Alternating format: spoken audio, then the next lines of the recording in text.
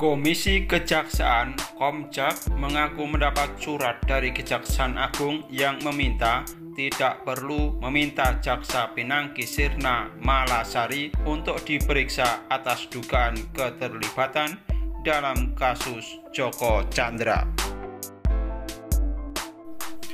Anggota Komisi 3 DPR RI Hadi Wianto menilai jika permintaan dari Kejagung benar adanya, maka hal itu merupakan suatu intervensi dan bentuk ketidaktransparan kejaksaan dalam menuntaskan kasus Joko Chandra yang melibatkan anak buahnya.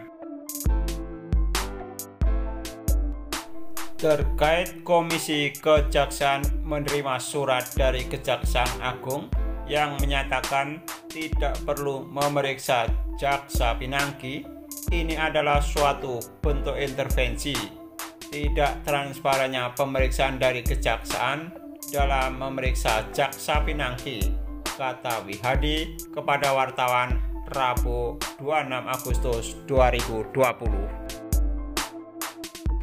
Dan ini tidak boleh dilakukan karena bagaimanapun juga Komisi Kejaksaan sesuai dengan tupoksinya memang harus memeriksa Jaksa Pinangki tersebut apabila itu memang diperlukan, tambah politikus Gerindra ini.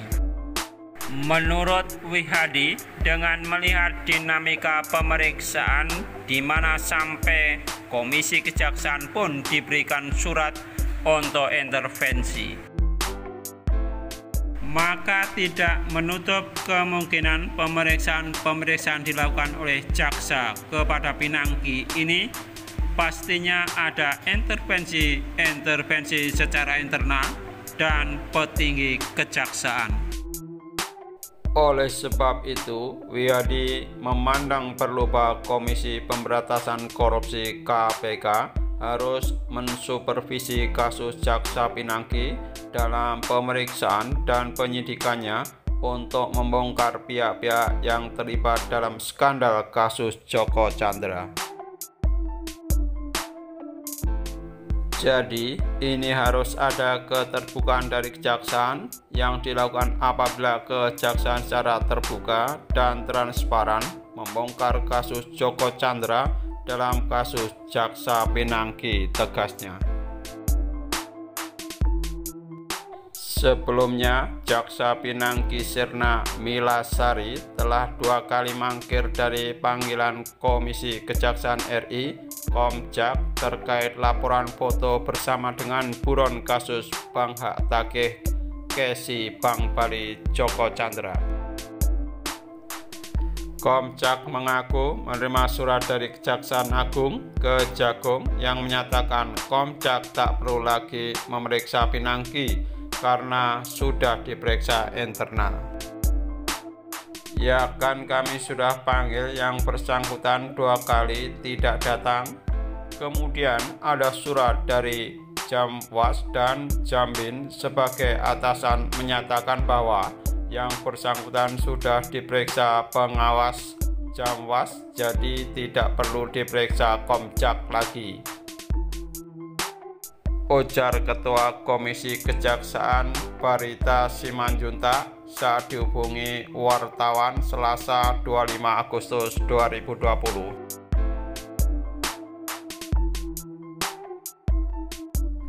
Ia mengatakan Komjak juga telah meminta laporan hasil pemeriksaan LHP dari Kejagung terkait Jaksa Pinangki, tetapi baru diberikan 2 minggu setelah diminta. Kemudian Komjak memeriksa LHP tersebut apakah sudah sesuai dengan materi yang diadukan ke Komjak dan termasuk dugaan keterlibatan pihak lain.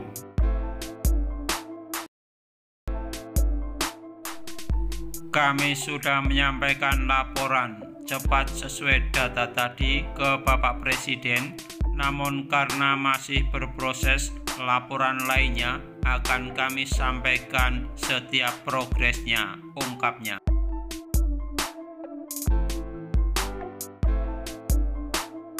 Komjak juga akan memantau proses penyidikan yang dilakukan Kejagung terhadap Jaksa Pinangki agar diusut tuntas. Sementara itu, Komjak juga akan kembali memanggil petinggi jaksa yang diduga menelepon Joko Chandra.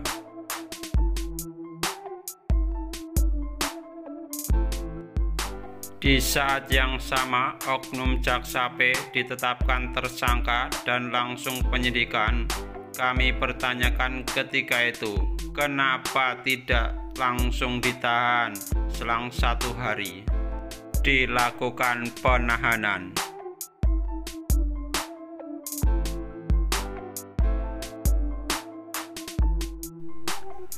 Proses penyidikan Picus Kejagung sudah berjalan dan kami lakukan monitoring penanganannya serta supaya disidik tuntas, termasuk siapa pihak lain yang terlibat harus disidik secara tegas dan benar, ujarnya.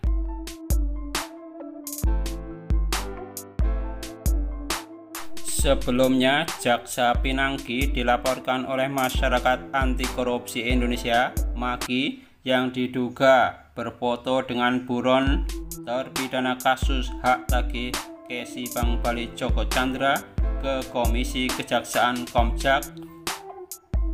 MAKI menyebut sikap jaksa tersebut tak benar.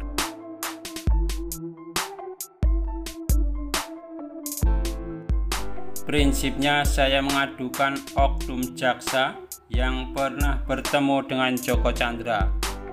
Laporan minimal saya ini terkait ketemu dengan buron saja sudah salah. Kedua, tidak lapor atasan. Jaksa tersebut inisialnya adalah dan jabatannya di Kejaksaan Agung dan sepenuhnya selanjutnya saya menyerahkan Komisi Kejaksaan untuk menelusuri itu, kata Koordinator MAKI Bonyamin Saiman kepada wartawan di Komisi Kejaksaan.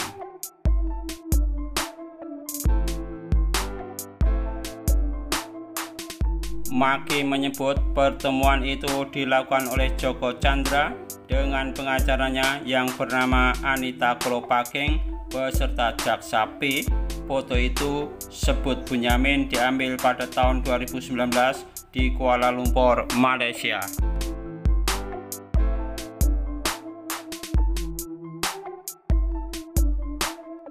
Sementara itu, Pinangki telah ditetapkan sebagai tersangka dalam kasus dugaan suap atau penerimaan hadiah atau janji Jaksa Pinangki Sirna Malasari terkait kasus Joko Chandra oleh penyidik Kejagung. Pinangki ini juga telah ditahan oleh Kejagung di Rutan Salemba.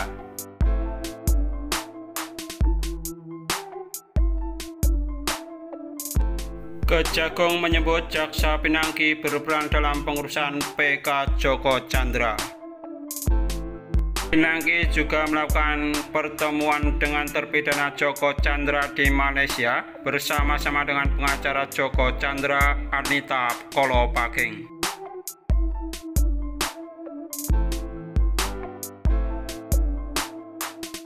Pertemuan itu diduga untuk keperluan koordinasi dan pengkoordinasian keberhasilan PK terpidana Joko Sugiharto Chandra. Dijanjikan hadiah atau pemberian sebanyak 500.000 US dollar. Demikian tayangan PT Kreator. Ikuti tayangan-tayangan yang lainnya.